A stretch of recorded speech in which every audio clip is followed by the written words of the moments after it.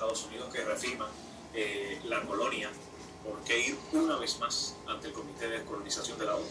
Precisamente porque con estas nuevas condiciones es mucho más importante que nunca que la comunidad internacional haga su parte y continúe denunciando el sistema colonial de Puerto Rico y que colabore con el hallazgo de un mecanismo de descolonización. Ya los conspiradores del delito se han convertido en testigos del pueblo. Ahí están los Estados Unidos diciendo a través del Ejecutivo, del Judicial, del Legislativo: Puerto Rico es una colonia, no existe la soberanía, él es una farsa, engañamos a las Naciones Unidas. Pues ahora corresponde en todos los frentes de lucha el redoblar los esfuerzos para no quedarnos solamente con la confesión. Queremos que haya un resarcimiento por el delito colonial que tiene que ser la descolonización y la independencia. Licenciada, yo ayer le hacía la pregunta a otras personas que entrevisté, y es lo siguiente: Estados Unidos tiene derecho y poder de veto en el Consejo de Seguridad de las Naciones Unidas, tiene mucho poder en las Naciones Unidas. Cualquier decisión, ya sea para darse a conocer o para no darse a conocer, tienen poder para hacer la promoción correspondiente. Obviamente, ¿cómo enfrentar un poder tan fuerte como Estados Unidos, donde prácticamente ellos tendrían que volver a decirle a las Naciones Unidas: nosotros mentimos en el 52-53, no resolvimos la descolonización de Puerto Rico, pero ¿cómo hacer que Estados Unidos se confronte ante un organismo como las Naciones Unidas y que ellos tienen pleno dominio también? Ese dominio en el pasado los Estados Unidos lo ejercían entorpeciendo la aprobación de la resolución del Comité de Descolonización. Así fue por mucho tiempo. Había que pelear y fuerte para conseguir los votos necesarios para aprobar la resolución. En los últimos años ni siquiera hemos tenido que ir a votación. Se aprueba por consenso, lo que indicaba desde hace un tiempo que los Estados Unidos estaban dispuestos a deponer esa actitud profundamente antagónica. Ahora, con la confesión clara, no es que tengan que ir a desgarrarse las vestiduras ante la ONU y decir: somos unos imperialistas retrógrados. Basta con lo que han hecho, basta con lo que han hecho en cuanto a la admisión. Ahora lo importante es cuál va a ser la vía, el mecanismo para iniciar el proceso de descolonización. La presión en las Naciones Unidas es importante, es esencial, pero eso no quiere decir que son las Naciones Unidas las que tienen que aisladamente articular el remedio para la situación colonial. Esto es algo que funcionará en muchos frentes. Por primera vez los intereses de los Estados Unidos se van alineando con los intereses de las fuerzas descolonizadoras independentistas, así que este es un gran momento. Que los Estados Unidos estén diciendo las cosas por las cuales tuvieron que pagar cárcel los independentistas puertorriqueños es una señal de lo distintos que son estos tiempos, y los independentistas estamos entusiasmados y jubilosos con las oportunidades que esto presenta. Aunque todavía no podemos hablar de lo que va a pasar mañana, ¿piensa usted que en ese comité, en esa vista, en esa comisión, va a haber presencia de la delegación diplomática de Estados Unidos? Es una determinación que ellos toman. En años anteriores entran y salen de la vista. No es necesario que estén allí para saber exactamente lo que está ocurriendo, pero lo fundamental es que ya sabemos que se puede anticipar que se aprobará la resolución que se ha estado circulando desde hace ya varias semanas, que hay una referencia al cambio de circunstancias en Puerto Rico y que esto abona al proceso complejo y multidimensional de la descolonización.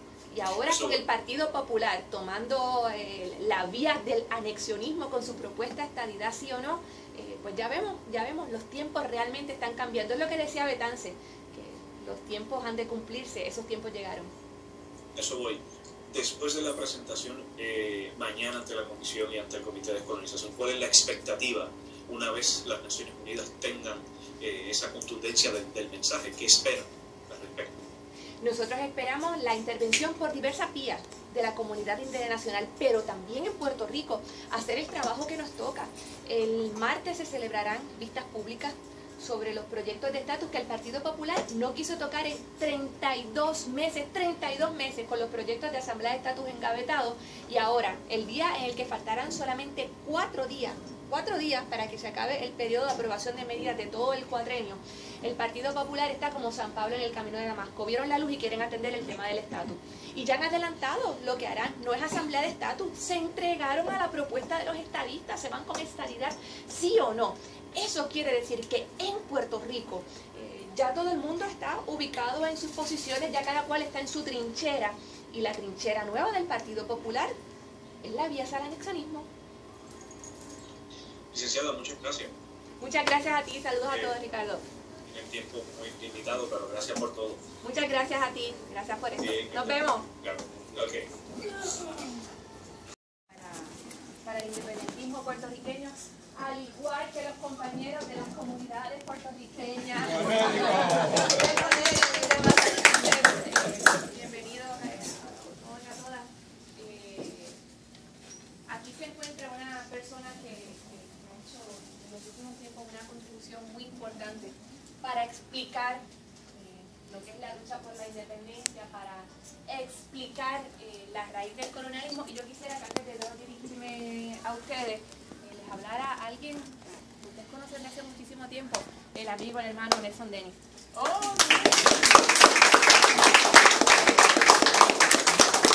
Me dirijo en inglés porque me explico un poquito mejor.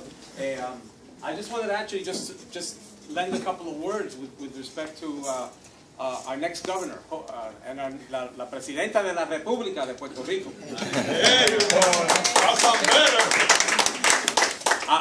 A lot of you know me from when I was a state assemblyman in this area. I wrote a book called War Against All Puerto Ricans, but when I was the assemblyman here, it was a war against one Puerto Rican, me. So I think it's a little easier to write the book. But in writing that book, I went to Puerto Rico a few times, and I just wanted to share one thing. I was struck by this. I met Maria de Lourdes for the first time, but it didn't end there. I met her mother, her father, her sister, a tremendous genius of argumentation, Salvador Tío, and they all, to make life easier for me, they were supporting the book and supporting the cause so much that they did not let me stay in a hotel. I stayed with Godwin, with her sister and with Salvador Tío. I stayed in her parents' house. The whole family became sort of like a part of my whole experience, and so I just wanted to share with you that when every word that I hear from Maria de Lourdes, it's something that's coming, it's just, it's action. She is action in motion. She puts into practice every word that she says. I saw it from her whole family, and so it is a real privilege for me to be amongst people that live their principles. I saw it when I went to Puerto Rico. I stayed in their parents' house, and it's just a great privilege to see what a real leader is, and we're going to hear from her right now. Thank you.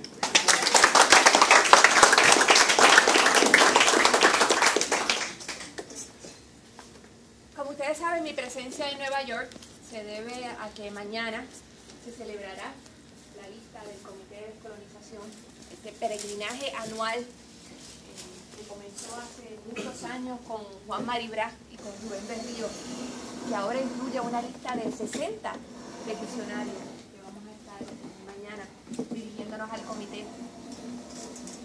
Y preparándome para la vista, me puse a repasar algunos documentos del partido. Una amiga muy querida, la nieta de Gabriel Vicente Maura, me regaló el original mecanografiado de la ponencia del Partido Independentista en el 1953, cuando comenzó toda la farsa que terminó en la retirada de Puerto Rico de la lista de países no autónomos. Y encontré también una crónica de don Gilberto Concepción de Gracia, el fundador del Partido Independentista puertorriqueño, redactada al final del primer día de vista. Y cuenta don Gilberto que cuando se presentó el tema ante la asamblea, era palpable la incomodidad de los embajadores. Y era evidente que todo el mundo estaba consciente de que se trataba de un gran engaño. Y había silencios incómodos, miradas que se cruzaban. Hace una narración muy detallada del ambiente de esa vista y termina con una gran nota de optimismo, don Gilberto. Iban después de todo los independentistas puertorriqueños acorazados con un alegato en derecho extraordinario. Ese documento es una auténtica joya. Pero ganaron los Estados Unidos. El resultado de todo ese esfuerzo que venía dándose, recordemos, en el momento en que en Puerto Rico era más cruda la represión.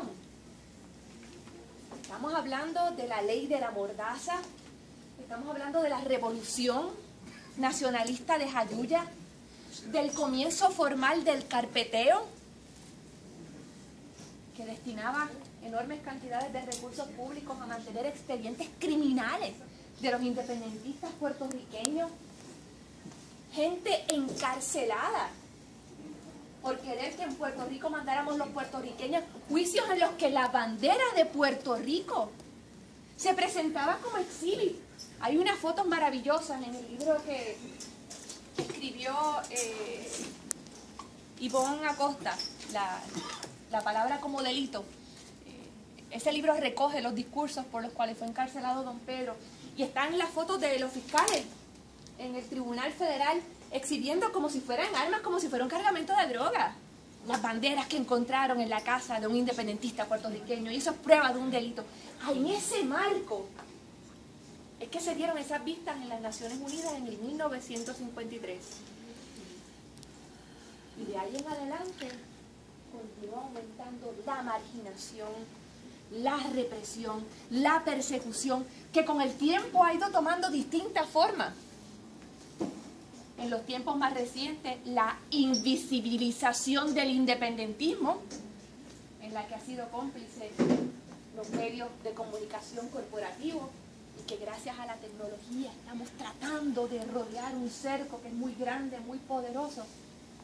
Pero yo leía esas palabras de don Gilberto, y don Gilberto era un espíritu realmente sublime. Todo el que lo conoce habla de su enorme generosidad, de su desprendimiento. Don Gilberto, cuando murió, lo único que dejó fueron deudas. Se dedicaba a representar gente gratuitamente. Venía a los Estados Unidos a representar a los obreros migrantes. Hizo un gran trabajo con los obreros migrantes. Cuando le dijeron a don Gilberto que su condición de salud ya estaba muy deteriorada y que la única forma de alargarle la vida era que se quedara en su casa tranquilo, don Gilberto hizo exactamente lo contrario. Siguió en campaña, siguió en la inscripción del partido, siguió trabajando, que es una forma también de uno dar la vida por la patria. Entonces yo pienso en esa figura gigante de don Gilberto, en cómo se tiene que haber sentido cuando después de haber llegado a la ONU, con todo ese optimismo, con la razón de su lado, recibir esa bofetada del organismo que se supone que velara porque se cumpliera el mandato de descolonización en el planeta. Yo creo que nosotros no podemos entender la gravedad, la intensidad del dolor que tienen que haber sentido los independentistas en ese momento, y que llevó luego a otras manifestaciones. ¿Y qué hicieron los independentistas en ese momento? ¿Qué hicieron? Ir para adelante, seguir, y seguir, y seguir. Y en el partido independentista, batallando contra todo, batallando contra la persecución. Los compañeros, y aquí hay gente que me lleva como 3 o 4 años de edad, que recuerdan los tiempos en que tener un pegadizo de la bandera de Puerto Rico en el carro era la forma en que la gente se identificaba. Tiene que ser independentista. Ahora los muchachos se ponen las camisetas con la bandera de Puerto Rico y es una cosa de lo más cool, es una cosa de lo más chévere. Pero mantener viva la nacionalidad, la riqueza de nuestros símbolos nacionales, eso costó, y ese precio quien lo pagó fue el independentismo, y le ha entregado ese regalo de la nacionalidad a las generaciones que ahora pueden expresar su puertorriqueñidad más libremente. Y les digo todo esto porque a veces en el fragor de la lucha uno se olvida de un ejercicio importante, que es pasar revista de lo que ha pasado, de lo que hemos hecho, de lo que hemos perdido y de lo que hemos ganado. Alguien me dijo hace mucho tiempo que uno de los peores errores que se podía cometer en las luchas de reivindicación es no ver con claridad el momento en que empezamos a ganar. Y seguir uno como un tren por ahí, sin darse cuenta de que, como yo les decía a los compañeros en la actividad de Call to Action, las palabras de Betance, que nos decía: preparaos, hijos del país, que los tiempos se acercan y han de cumplirse. Y estos son los tiempos. Y lo que se está cumpliendo son todas las profecías del independentismo puertorriqueño. Desde aquella admonición sabia de don Pedro Albizu Campos cuando decía: llegará el momento de la suprema definición, o yanquis o puertorriqueño, hasta las advertencias particulares que hacía Rubén Berrío en la página que ha estado circulando por las redes recientemente, diciendo que en 1975 el destino del ERA es la quiebra. Y ahí estamos, ahí estamos. Se han conjugado como tienen que conjugarse para la transformación de los procesos políticos las realidades materiales de la inmensa mayoría de la gente con las aspiraciones políticas, espirituales, morales de una gente que ha tenido el privilegio de ver un poco más allá. Esos son los tiempos que se están cumpliendo. De eso es que se trata lo que estamos viviendo en estos días. La determinación del Tribunal Supremo de los Estados Unidos, que recoge el argumento, en el caso de Sánchez Valle, que recoge el argumento de la administración Obama. Ahí tenemos el Poder Ejecutivo, el Poder Judicial de los Estados Unidos. En una sincronía perfecta. O sea, después de lo que pasó esa semana, ¿ustedes creen que existe la separación de poderes después que el Tribunal Supremo de los Estados Unidos hace pública su decisión en el caso de Sánchez Valle 3 horas antes de que empezara el debate en el Congreso? O sea, estaban al teléfono, estaban diciendo: espérala que por ahí va. ¿Por qué? Porque la determinación judicial en el caso de Sánchez Valle, y miren cómo son las carambolas de la vida, eso es un caso de doble exposición. Eso fue un caso penal de alguien que le vendió armas a un agente y lo acusaron en las dos jurisdicciones, y una cosa fue llevando a la otra. Y así fue que nació la oportunidad de que el Tribunal Supremo de los Estados Unidos enfrentara el planteamiento político bajo un disfraz jurídico del tema de la soberanía de nuestro país.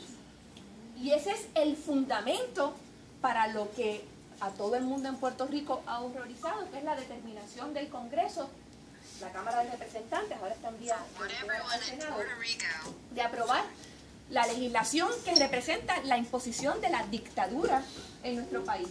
Porque la Junta de Control Fiscal es la dictadura. ¿Va a ver? Una junta de 7 personas que no importa si algunos son puertorriqueños y hablan el español más o menos bien, aquí todo el mundo sabe a quién van a responder. Pues, pueden ser filipinos, pueden ser de Kazajstán o pueden ser de Brooklyn, todo el mundo sabe a quién van a responder. A los acreedores que están buscando una forma ordenada de recobrar lo que se pueda. Y en esos acreedores hay de todo. En esos acreedores hay unos sectores que nosotros creemos que deben ser protegidos, como el sector del cooperativismo puertorriqueño, que tiene invertidas importantes cantidades en obligaciones del pueblo de Puerto Rico. Y están también los buitres que compraron a peseta. Compraron a peseta. Y quieren que se le pague a $2.50. Bueno, hay de todo. Pero ahí hay un sector que está buscando ese control del tema económico en Puerto Rico, que justamente tiene horrorizados e indignados a la inmensa mayoría de los puertorriqueños. Pero lo importante en ese contexto es que recordemos que el gran problema del país no es la Junta. El gran problema del país no es la Junta. De la misma forma que el gran dilema económico no es la cantidad de la deuda. Es importante auditar la deuda, es importante que sepamos cuál se aprobó fuera de los límites constitucionales, pero lo fundamental es que esas dos cosas, la deuda y la Junta, son señales del mal mayor, que es el colonialismo. El colonialismo. Porque yo escucho mucha gente que está en contra de la Junta, que están organizando manifestaciones, y eso es muy bueno. Que florezcan 1000 flores. Que se amplíe el radio de acción y que todos hagan su parte. Pero cuando uno dice: la Junta es una barbaridad, la Junta es antidemocrática, la Junta es una imposición arbitraria, tenemos que protestar, qué bueno es el Estado Libre Asociado. Ese está diciendo, qué mal yo me siento, tengo una fiebre de no sé cuántos grados, esto es angustioso, esto es horrible. Me encanta la viruela, no hay nada como la viruela, nunca lo había sentido tan bien en la vida. Esos son los colonialistas que están en contra de la Junta. ¿Qué es lo que están buscando? Están buscando un Estado libre asociado, sin Junta, que para el que lo haya olvidado es el Estado libre asociado que nos trajo a la Junta. De eso es que se trata. Por eso es importante que en estos momentos esta generación nuestra, que tiene el privilegio de recoger la cosecha, no hay obligación más grande que uno recoger lo que sembraron otros, ¿verdad? Porque fue otro sudor, fue otra sangre la que sembró. A nosotros nos toca la parte más fácil, a nosotros nos toca recoger después de tanto esfuerzo. Nosotros tenemos que seguir ejercitando esa misma firmeza y hasta donde lo permitan nuestras facultades, esa misma clarividencia que ha guiado al independentismo puertorriqueño hasta ahora. Por eso no es la Junta, es la colonia, no es la deuda. ¿Por qué tenemos una deuda inmensa en Puerto Rico? ¿Porque en Puerto Rico no producimos riqueza? No. En Puerto Rico se produce tanta riqueza que todos los años las corporaciones extranjeras se llevan 35.000 millones de dólares. Eso es casi la mitad de la deuda, casi la mitad. 35.000 millones de dólares son muchos millones de dólares todos los años. ¿Y por qué se produce ese dinero? Se produce porque en Puerto Rico, y deben leer hoy la columna extraordinaria que escribió Francisco Catalá, que es mi asesor económico, en el periódico El Nuevo Día, porque en Puerto Rico, como en todas las colonias, ha prevalecido una economía de enclave, que es una economía que dice, allí tenemos una islita que es bien chévere para hacer unas cosas que nos van a dejar muchos chavos. Así que vamos a enviar dinero para que ese dinero produzca más dinero que vamos a extraer. Y mientras en Puerto Rico hay más de la mitad de las personas bajo el nivel de pobreza, mientras hay una participación laboral que no llega al 40%, mientras hay un 13-14% de desempleo, mientras no hay dinero para abrir escuelas, mientras no hay dinero para pagar guaguas para que los niños lleguen a la escuela, ni para pagarle a los terapistas de educación especial, ni para que haya ambulancia aérea, ni para echarle gasolina a las patrullas, hay una gente que se lleva 35.000 millones de dólares todos los años. Eso es una economía de enclave, que en un momento fueron los latifundios cañeros, que en otro momento fueron las petroquímicas y que ahora es la tiranía de los decretos de exención contributiva que se aprueban, por supuesto, con la complicidad del gobierno colonial, populares y PNP, que con su incompetencia y su capacidad infinita para la corrupción han alimentado ese monstruo grande del colonialismo. Esa es la tormenta perfecta que ha generado las condiciones materiales que hoy permiten que gente que todavía no es independentista se dé cuenta de lo terrible que es nuestra situación. Y les hago esa historia porque nosotros los independentistas tenemos una tarea importante, tenemos varias tareas importantes en este momento. La primera es mirarnos nosotros y reconocer hasta dónde hemos llegado, honrar la memoria de los que nos han permitido estar aquí, organizarnos de manera conjunta, respetando la diversidad de las distintas organizaciones, buscando todo aquello en que podamos coincidir. Yo tengo la buena fortuna de que la conjunción de esos esfuerzos permite hoy que mi campaña se lleve con el lema de Juntos por la Independencia y que haya compañeros y compañeras de otras organizaciones independentistas con los que hemos tenido diferencias en el pasado y nos sentamos a hablar de esas diferencias. Y dijimos, en esto coincidimos, en esto no, y vamos juntos en este momento fundamental para el pueblo de Puerto Rico. Esa es la primera tarea que tiene el independentismo, solidificarnos. Las cosas en Puerto Rico han generado en muchas personas tanta decepción y tanta angustia que va a haber quien prefiera quedarse en la casa. Hay gente que piensa que ya el sistema no da más. A esa gente nosotros tenemos que explicarle, y ustedes a la familia que tengan que viva en Puerto Rico, miren, la gente que vota por las razones equivocadas, los que van por la corruptela, para buscar el trabajo, para el contrato, esa gente tiene la tarjeta electoral en la mesita de noche. La tienen ahí, nuevecita, con asegurándose que la foto se parezca a ellos, que los bordes estén exactos. Y van a estar el 8 de noviembre, van a acampar frente a los colegios de votación. Esos van a votar. ¿Cómo es que en estas circunstancias, los que representamos la oposición, los que tenemos que decir hasta aquí llegamos, trazar la regla, cómo uno de nosotros se puede quedar en la casa? ¿Cómo uno de nosotros le puede faltar con ese esfuerzo mínimo a la patria? Ese es un trabajo que tenemos que hacer. Ese es un trabajo en el que nuestra campaña está centrada y que nosotros necesitamos que los de la diáspora de Nueva York y de Massachusetts y de Connecticut y de Florida y de todos los Estados Unidos nos ayuden con las personas que conocen, que votan en Puerto Rico. Pero también tenemos que hacer otras cosas. Miren, a nosotros cuando la desobediencia civil en Vieques, que es un espejo también el que tenemos que mirarnos, ¿verdad? Con sus diferencias, pero la situación de alguna manera nos llama a esa convergencia que vivimos en Vieques. Nosotros cuando entramos a Vieques, nosotros no sabíamos cuánto tiempo Rubén iba a estar en la playa, porque el precedente había sido Culebra, y en Culebra entraron un domingo y el viernes los arrestaron. Así que nosotros esperamos que los arrestaran en el fin de semana siguiente, pero no los arrestaron esa semana, ni la otra. Ya Rubén estaba cubierto en dermatitis de tanto bañarse en la playa con líquido de fregar. Dios Era lo que mío, usábamos bendito. para bañarnos en la playa. Ya había relevos de compañeros organizados el pasado un mes, y alguien nos dijo, un compañero de Panamá, un amigo panameño nos dijo, el día que ustedes vean a CNN con su equipo de filmación en Vieques, ese día vienen los arrestos. Llegó CNN y al otro día los helicópteros. Así fue. Pues porque hay una gente que sabe lo que va a venir. Ustedes han seguido la prensa de Puerto Rico en los últimos días. Medios de comunicación que jamás utilizaron el término colonia para referirse al Estado Libre Asociado están reclamando un proceso de descolonización que nos permita una solución digna. Hay gente que está viendo, hay gente que está leyendo. ¿Cómo comienza? Promesa. La ley para la Junta de Control habla de que este es el comienzo de una nueva relación y hay un lenguaje ahí bastante velado.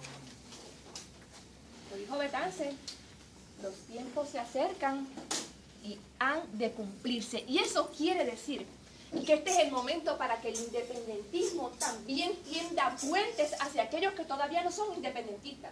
Hay unos sectores en Puerto Rico con los que nosotros hemos tenido importantes diferencias, por ejemplo, con respecto a la legislación laboral. Pero hay personas que creen que la gente debe tener más que 8 días de vacaciones en todo el año.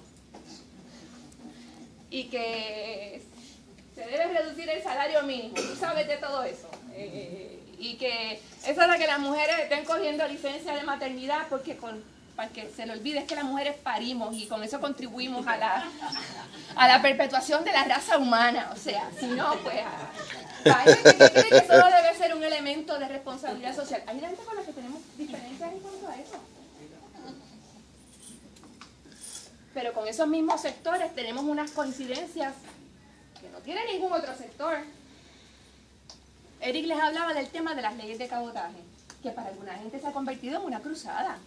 Leyes de cabotaje, leyes de cabotaje, leyes de cabotaje, leyes de cabotaje. ¿Por qué existen las leyes de cabotaje? Porque vivimos en un sistema de inferioridad política que nos obliga a tener una relación tan anómala y tan anómala que nosotros que somos pobres tenemos que subsidiar a un país inmensamente rico. De eso es que se trata la ley de cabotaje. De eso es que se trata el sistema de beneficencia de los Estados Unidos. No es que a los americanos les dé pena con los viejitos puertorriqueños y con los niños puertorriqueños le manda el wiki, ni que piensen que se merecen lo mismo que los nenes rubitos de acá, ¿no?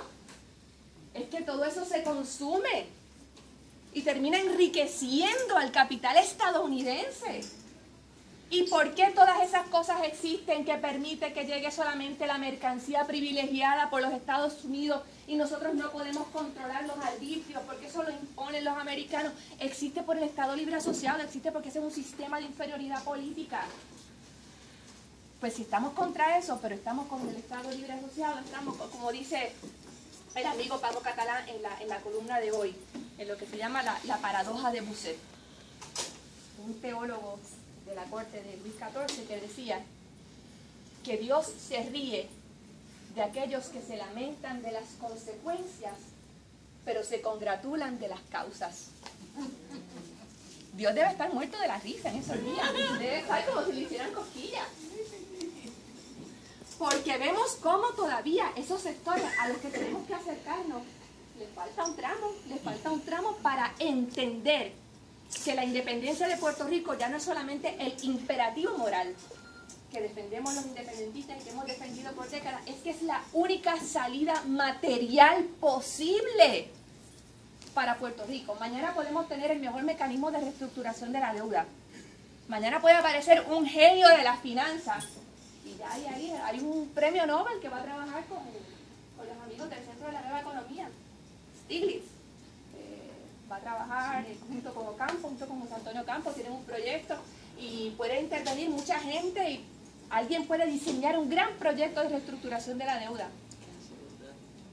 Pero si no hay desarrollo económico, el año que viene vamos a estar exactamente en el mismo lugar, porque la otra tragedia de la deuda es, si a mí me dicen, Puerto Rico debe 72 mil millones de dólares, pero es que ese sistema de educación pública es una joya. ¿Pero qué es lo que tenemos? Un sistema diseñado para empequeñecer, para no enseñar, para crear una cultura de fracaso. Por eso es que hemos pagado, o sea, pagamos para el fracaso.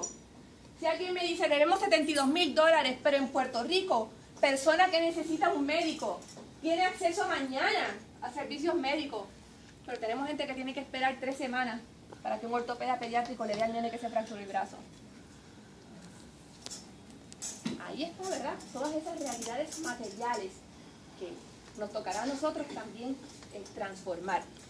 Y es fundamental entonces en este momento que esos sectores que aún no son independentistas entiendan que materialmente solamente tenemos esa salida de la independencia, porque yo no quiero migajas para mi patria, yo no quiero un paquete de rescate, yo no quiero que me hagan un favor, yo quiero que nos den las herramientas para echar para adelante, que nos den poder. No hay una relación en el mundo, una, sea personal, comercial, política, no hay una relación en el mundo en que sea mejor no tener poder. No la hay. ¿Por qué nosotros tenemos que aceptar eso? Eso es lo que hay que explicarle a los compañeros que todavía no son independentistas. En unos momentos en que las fuerzas retrógradas del colonialismo van a tratar de hacer lo indecible por subsistir. No sé si vieron lo que decidió la Junta de Gobierno del Partido Popular el viernes. En momentos en que el país reclama una transición, y yo creo que en la base del Partido Popular hay gente legítimamente dispuesta a revisar la relación de Puerto Rico con Estados Unidos. Yo no estoy diciendo que sean independentistas, ni les quiero poner ninguna etiqueta, pero yo creo que en la base, ni hablo tampoco de los nombres que aparecen en los periódicos, yo creo que abajo, y se los digo porque miren, la mejor encuesta de la situación política en Puerto Rico la hacemos nosotros. Como no tenemos un chavo para pagarle a la gente encuestadora, nosotros hacemos un ejercicio muy útil. Vamos casa a casa. Mi campaña es una campaña de casa a casa. A mí todavía no me ha atacado el síndrome de Dayanara de ir desde la camioneta. Andando en algún momento en las caravanas habrá que hacerlo, pero hoy, en esta fecha, desde diciembre que se anunció mi candidatura, yo voy a las casas a hablar con la gente. Y me paro en las luces de tráfico. El bronceado no es de la playa. Los colores es según la manga de la camisa que tenga puesta. Y el verano llegó a Puerto Rico igual que llegó acá. Yo me paro en las luces y reparto a la gente 200 carros, 300 carros, 400 carros y hablo con la gente en los carros. Vamos a ir de 4 a 6 en la hora del tapón por toda la isla. Y vamos a las casas, vamos a las comunidades. Y este país, digo este país porque como esto es el patio de Puerto Rico, ¿verdad? Igual que algunos sectores de Connecticut. Y nuestro país, compañeros y compañeras, no es el mismo. No es el mismo. Yo llevo 5 campañas electorales. 5. yo recuerdo los tiempos en que uno llegaba donde la gente. Y la actitud de las que yo soy popular, yo soy PNP, ustedes son buenísimos los independentistas. Inteligentes son. Cada vez que me dicen, es que tú hablas bien bonito, tú hablas bien bonito. Y ustedes son gente bien seria y ustedes no roban, no son como los otros y no vamos a votar por ustedes. La gente que me ha dicho a mí en las campañas al Senado, María Lourdes, yo te quiero allí para que veles a los pillos míos. Y entonces yo le digo, señora, y si usted no vota por los pillos, ¿no le parece que...? No. El bonito tuyo, ese está ahí, el de la Cámara, ese está ahí. Eso era el país. Hoy, yo llego a una urbanización en Ponce, en San Juan, en Añasco, bajo 100 grados de temperatura, con el sudor así.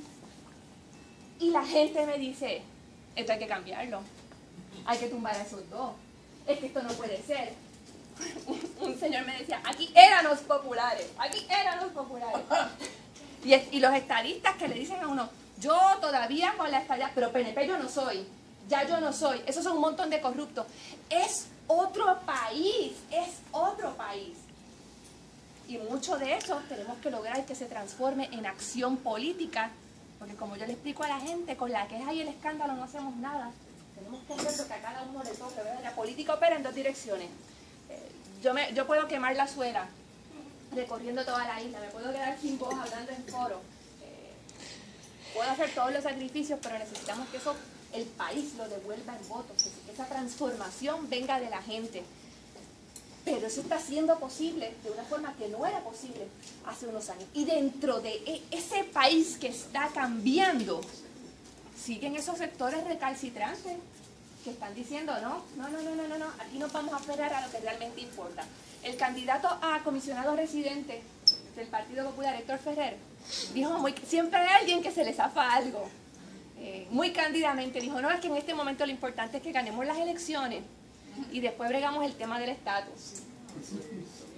Y por ahí han seguido los otros diciendo, no, es que lo importante es la economía, el estatus no. Porque hay gente que todavía, bueno, pueden pasar dos cosas.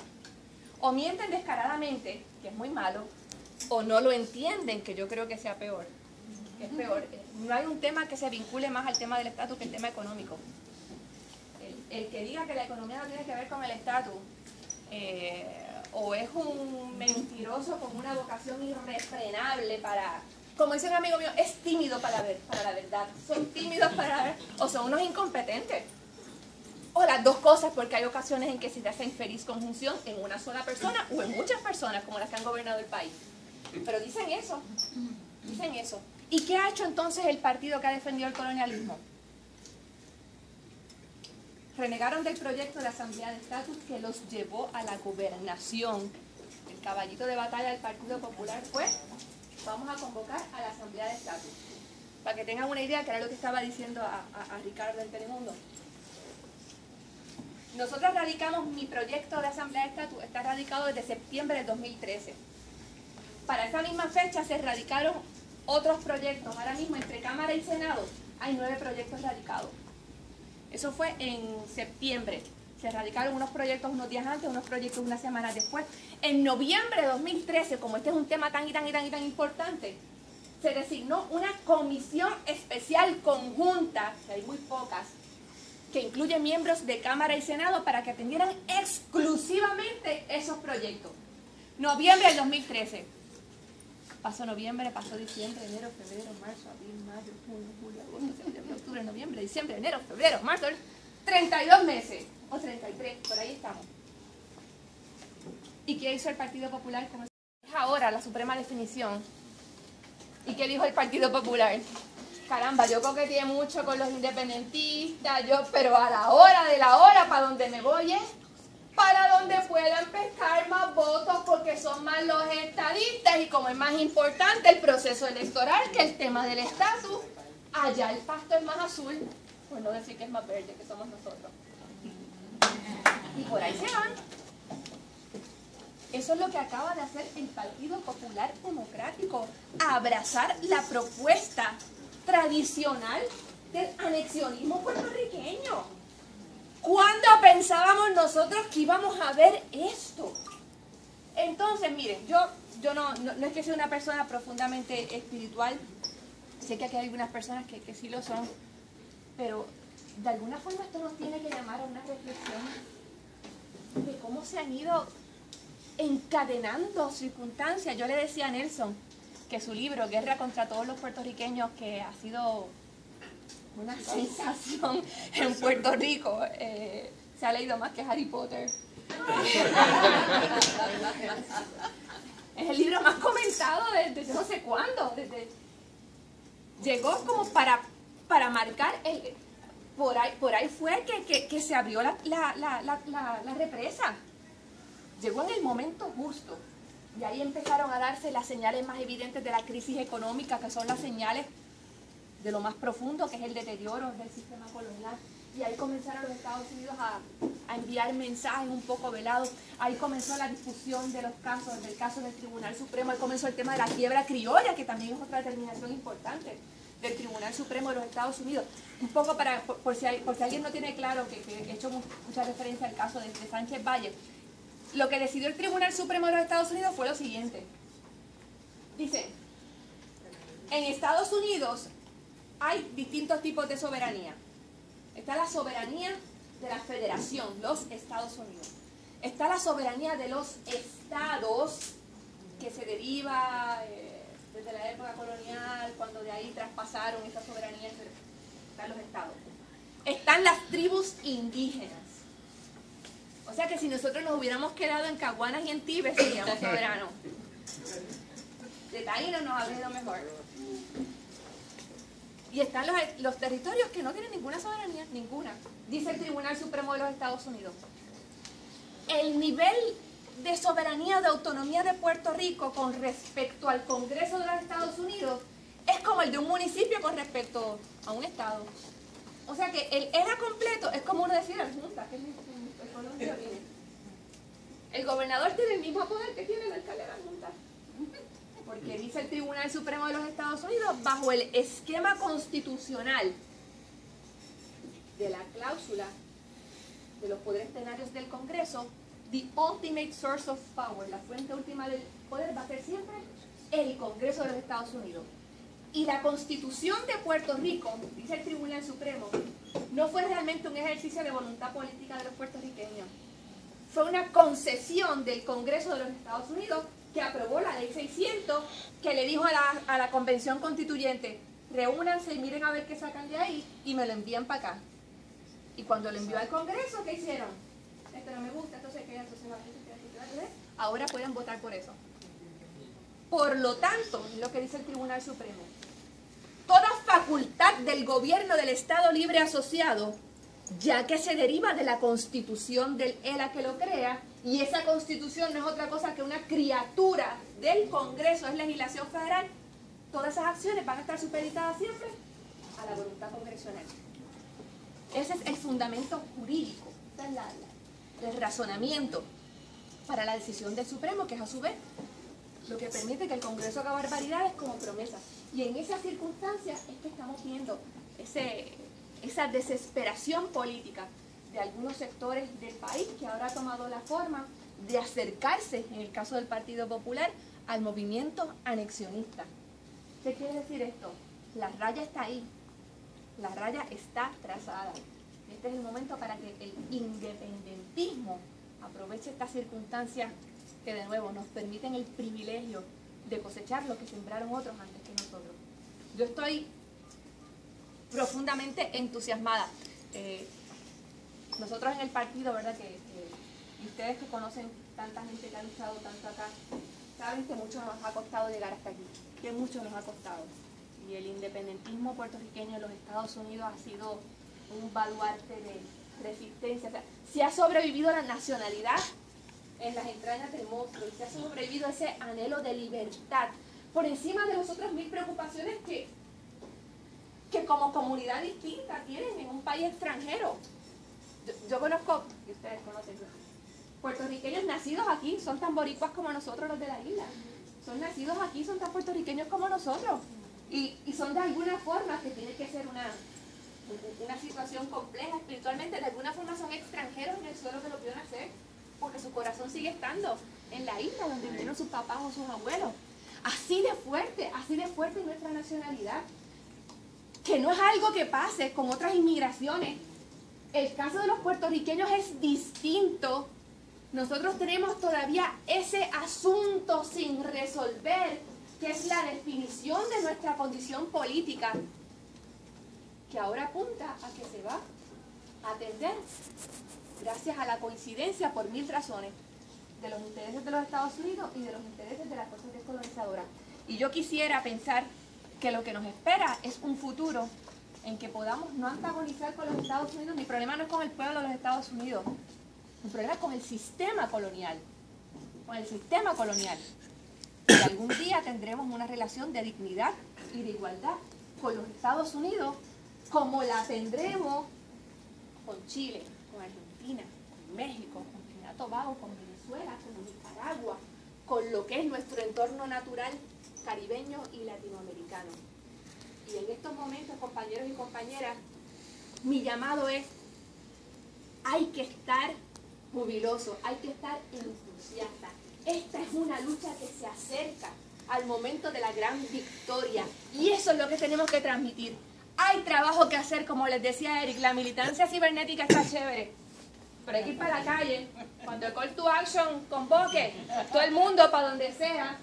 En Puerto Rico, decirle a la gente, esos votos por la independencia, esos votos por la candidata a la gobernación son importantes. El mejor freno contra la estadidad, el único voto útil contra la estadidad, es un movimiento independentista sólido. Es un independentismo vibrante y en crecimiento. Esa es la única barrera efectiva contra la estadidad. Por eso el voto por el PIB es el único voto útil en estas elecciones. Y ese es el llamado que tenemos que hacer. Y hacerlo con alegría. No hay una causa más justa que la causa de la libertad. Porque es la libertad la que nos lleva a la consecución de todas las otras que aspiramos, las otras cosas que aspiramos para nuestro país. Yo tengo la enorme responsabilidad y el enorme privilegio de ser quien encabeza esa papeleta que representa esos ideales en estas elecciones. Y de ser de alguna manera la que ha recibido el legado de mujeres superiorísimas que estuvieron antes que nosotros. Doña Lolita Lebrón, a quien yo quise tanto, la madre de que no votaba porque era nacionalista, había un juramento, pero agarraba el teléfono y llamaba a tal que conocía. Tienes que ir a votar por el PIB, tienes que ir a votar por el PIB. Públicamente nos defendió mucho. Mujeres dentro del partido independentista como doña Nieves Padilla, Margot Arce de Vázquez, mujeres iluminadas, mujeres especiales. Y ahora nos toca a nosotros. Así que, de nuevo, muchísimas gracias por estar aquí. Este es el momento de la victoria, este es el momento de la cosecha. Hoy nos iluminan la esperanza y la alegría de la libertad. A la lucha de la victoria, querido Puerto Rico libre.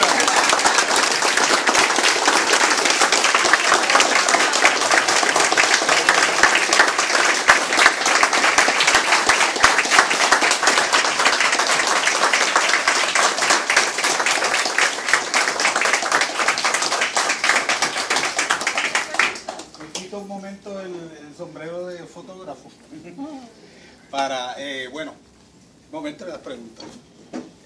Así que vamos a ver por dónde empezamos. Ya empezamos por ahí. ¿Lo puedo decir en inglés? Sí, cómo no. I want to know what your position is on PIP's position on boycotting, like the big box stores, and also possibly striking. What your position is on that. In Puerto Rico, like there was like Torruellas at the West Torruellas dijo que los puertorriqueños deben hacer un boicot de Walmart y de Walgreens y cosas así. ¿Tú sabes cuál es mi problema con gente como Torruella adelantando esa posición? Torruella es yo sé, pero... Porque el problema de Walmart o de las otras no es que la gente compre en ella. El problema es que están porque los dejan estar. Y algunos comerciantes puertorriqueños se nutren de lo que compran ahí. O sea, es más complejo que simplemente decir no voy a cruzar la puerta de tal tienda. Mi problema no es con que se cruce la puerta de una tienda. Mi problema es, ¿tú sabes cómo funciona Walmart en la parada 18? Que eso es un monstruo. Yo nunca he entrado, pero son creo que 3 pisos y parking. Eso es un monstruo. Walmart estuvo una década, sin pagar contribuciones municipales, exento del CRIM. Entonces, no le vamos a... Que Walmart no pague el CRIM, pues yo no tengo ningún problema. Walmart no paga el CRIM. Pero la pizzería que está cruzando la calle, que a mí me encanta, esa pizzería, yo creo que no le paga el CRIM. Y el negocito que está al frente, y la muchacha que da clases de yoga, y el otro que tiene el autopark, y la farmacia chiquitita, la San Rafael que está por allí, la otra, y todos esos negocios en Santurce, otros blancos, otros negros. Walmart no paga CRIM, aquí no paga CRIM nadie. Porque el problema es, mira por qué existen las grandes tiendas. En Puerto Rico había un control, por lo menos de la farmacia, a través de los certificados de necesidad y conveniencia. El que quisiera poner una farmacia tenía que demostrar que era un servicio de salud que la comunidad necesitaba. Y era difícil, daba mucho trabajo. ¿Y qué hizo Walgreens? Fue al tribunal que representa West Virginia, al tribunal federal. Y en el tribunal federal le dijeron, no, le dijeron a la farmacia de aquí, le dijeron al gobierno de aquí, no puede haber legislación proteccionista que impida que lleguen las cadenas estadounidenses. Cláusula de libre comercio, tienen que entrar. Y ahora en Puerto Rico es una cosa de espanto, Hay un punto donde uno está en Atorrey que puede llegar en carro en menos de 10 minutos a 15 de estas tiendas. Hay un Walmart, hay un Walgreens, hay un CVS, es una cosa. Así que el problema es cómo hacemos para que no sigan floreciendo, porque por cada una de esas tiendas se desplaza todo el comercio en los pueblos pequeños, porque están llegando a los pueblos pequeños. Están acabando con el casco urbano, porque no son farmacias ni tienditas, son supermercados, tiendas por departamento, bombardean con publicidad, atraen a la gente con unos precios bajos que después le cobran en mercancía que es más cara que la que vende el comerciante puertorriqueño. Es lo que hay que hacer. Lo otro, me parece a mí, que pudiéramos caer en el error de distraer de lo que es como lo de la Junta y la Colonia, pues, con las megatiendas. No es que la gente compra o deje de comprar, es que el gobierno se las pone ahí al frente. Y cuando las pone, las impone. En la medida que comienzan a actuar unas fuerzas de mercado y unos mecanismos publicitarios que permiten que la gente... Y se trata no solamente de las tiendas, Nosotros en Puerto Rico tenemos que atender unos temas urgentes como la soberanía alimentaria. Porque es que lo que venden aún los comercios puertorriqueños, nosotros solamente producimos en la isla el 15% de los alimentos que consumimos. No es que vayamos a producir el 100, eso no existe. Caramba, pero el 15, en un país en el que la autoridad de tierra tiene cuerdas y cuerdas y cuerdas que a quien se las arrienda es a Monsanto. Y colaboraciones de la Universidad del Estado Condado con Syngenta, con el colonialismo agrícola, que es otra forma de determinar qué pasa en un país. Creo que lo fundamental es reconocer que sin los poderes que solamente nos da la independencia, no vamos a detener el establecimiento de las megatiendas. No lo vamos a detener. ¿Tú tienes una pregunta? Sí, es una pregunta basada en un montón de las discusiones que vino con muchas amistades de diferentes miembros del independentismo. Y basado en los diferentes artículos que he leído en los últimos 3 o 4 meses, que yo creo que han revelado muchos cambios muy históricos. En particular, una entrevista que hicieron a Batia, donde él básicamente dijo que él no veía a nadie en el Congreso que quería leerla. Después vi un artículo de Benjamín Torregotay hablando de supuestamente una gente hablando en los pasillos oscuros del Congreso sobre un gran diseño, básicamente con cortar con Puerto Rico.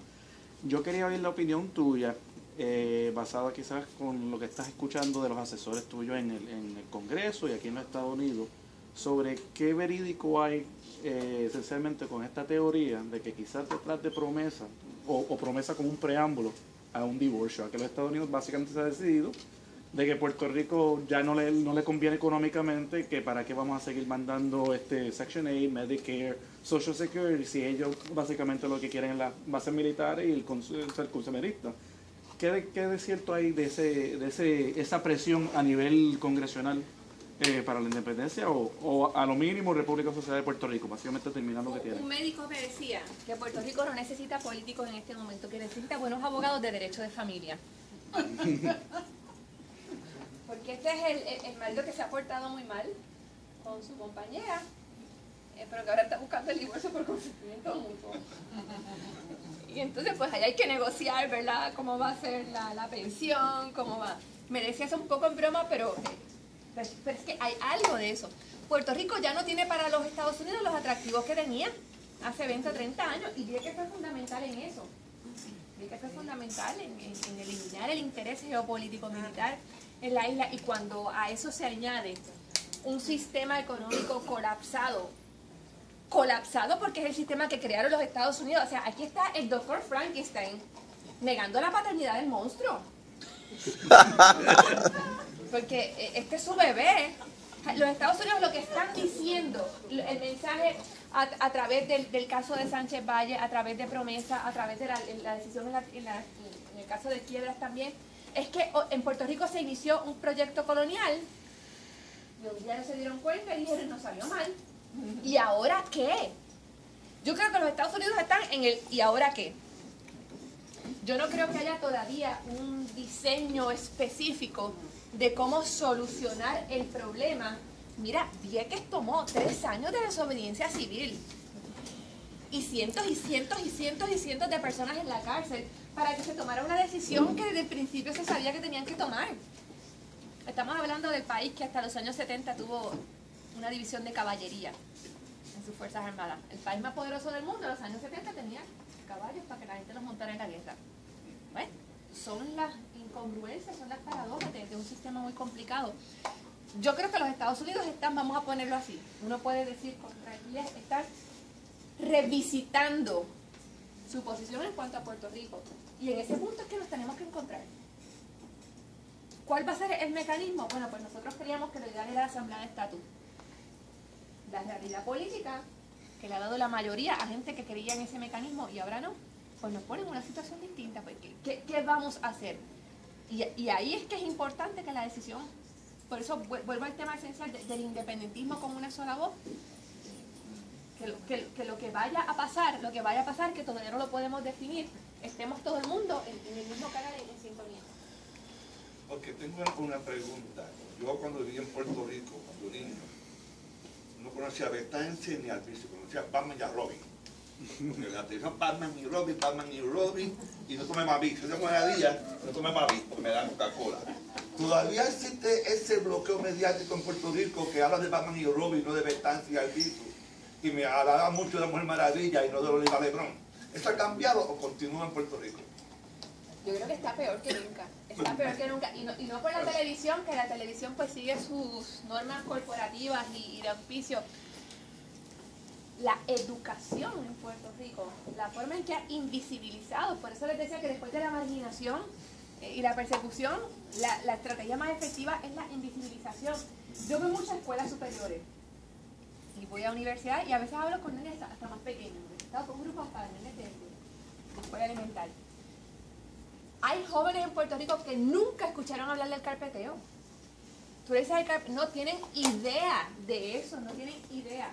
Y de don Pedro Albizu Campos tienen una noción un poco lejana, como que la distancia del tiempo se les confunde con Betance y Hostos, y toda esa gente está como en una nube distante, ajena a su realidad. Y yo me he puesto a revisar algunos de los libros